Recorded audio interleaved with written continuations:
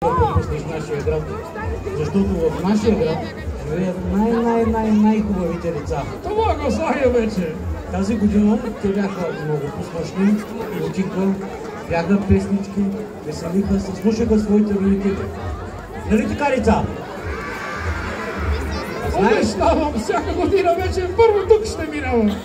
А знаеш ли, Дядо Коледа, защото ние с децата на Хасково знаем кой е най-хубавия град? Хасково е най-хубавия град. Нали така, деца? Така ли? Благодаря ви, деца. Искам да пожелая на всички ви най-вече здраве, да радвате вашите родители с много щастливи усмивки и с весели игри. Да ви пожелая весела Коледа и много щастлива нова година. А сега, деца, трябва да ни помогнете, на мен и на дядо Коледа, за да можем да запалим нашето коледно дърво и да оборим заедно. Ето тайната открихте вие. Знаете ли?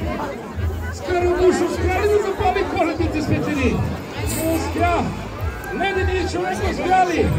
Не успя. Чучетата вълшебни успяха ли? Дори този Щърколан висок не успя да крайне тази сълха.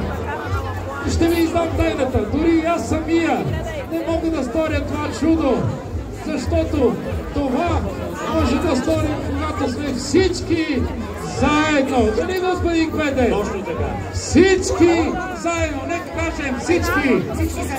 Всички заедно. Обратното броене. Вие дайте. 10, 8, 7, 6, 4, 3, 2, 1.